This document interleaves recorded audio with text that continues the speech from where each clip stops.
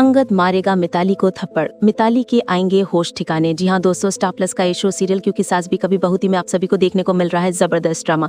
जी हाँ दोस्तों, बताते हैं आपको सब कुछ, पर उससे पहले क्या आप भी चाहते हैं मिताली का फूट बांधा, तो आप अपने कमेंट बॉक्स में राय हमें जरूर बताएं। जी हाँ दोस्तों, अब सीरियल के अपकमिंग एपिसोड में आप सभी को जल्दी देखने को मिलेगा कि वृंदा के पास से जैसे ही अंगद आता है वो ये सोचता है कि आखिरकार मिताली ने ऐसा क्यों किया। तभी अंगद के ऑफिस से फोन आता है और वो उसे ये बताते हैं कि वृंदा जी ने नहीं बल्कि मिताली जी ने ही वृंदा मैडम को बेइज्जत करके ऑफिस से निकाला है और उन्हें ये कहा है कि तुम मेरे अंगद पे अपनी गंदी नजर मत रखना और उससे हमेशा हमेशा के लिए दूर रहना। तभी अंगद सारी बातों को मिलाने लगता है कि ये सब करधारा मिताली का है। तभी वो ये सोचता है कि अब मुझे मिताली से ही बात करनी होगी। तभी वह घर पर आता है और तुलसी अंगद से ये कहती है कि आखिरकार क्या हुआ।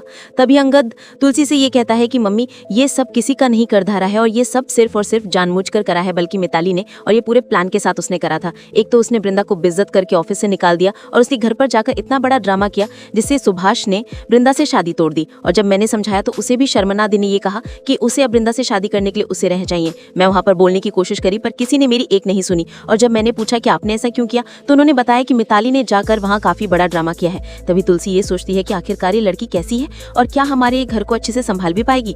तभी अंगद ये कहता है कि मम्मी मुझे एक बार मिताली से बात करनी ही होगी। तभी अंगद मिताली के घर पर पहुंचता है और उसे सारी चीजें पूछने लगता है, और जैसे ही मिताली देखिए कि अंगद को सब कुछ पता चल चुका है उसके पैरों तले जमीन खिसक जाती है और वो बातों को घुमाने की कोशिश करती है और ये कहती है कि तुम्हें नहीं पता अंगद, वृंदा तुम पर सही में डोरी डाल रही थी। तभी अंगद ये कहता है कि तुम मुझे बिल्कुल मत बताओ कि वृंदा कैसी है और कैसी नहीं, और वो क्या करती है और क्या नहीं। मुझे पता है वो बिल्कुल सही है और सब कुछ अच्छा ही करती है, पर जो तुमने आज किया है मिताली उसके लिए तुम्हें कभी माफी नहीं मिलेगी। तभी वहाँ पर तुलसी और मिहिर, नोना, परी और बाकी लोग भी आ जाते हैं और मिहिर अंगद से ये कहता है कि अंगद ये तेरा क्या बर्ताव है मिताली के साथ। तभी अंगद मिहिर को भी सारी बातें बताता है और उसे ये कहता है कि पापा मैं तो सोचता था कि ये लड़की बिल्कुल सही निकलेगी, पर ये लड़की बिल्कुल घटिया दिमाग की है और मैं इस लड़की से शादी बिल्कुल भी नहीं कर सकता हूँ। चाहे आप मुझे कुछ भी कहिए या मेरे साथ कुछ भी करिए, और मैं इस लड़की के साथ बिल्कुल नहीं रहूंगा। तभी नैना ये कहती है कि ऐसा मत करो अंगद, अगर तुमने ऐसा किया तो काफी बड़ी बदनामी हो जाएगी और मिताली किसी को मुंह दिखाने के लायक नहीं रहेगी, और मिताली की फिर शादी कैसे होगी और उसे कोई भी शादी नहीं करेगा। तभी अंगद ये कहता है ये तो इसे तभी समझाना चाहिए था जब इसने वृंदा के घर पर जाकर तमाशा किया।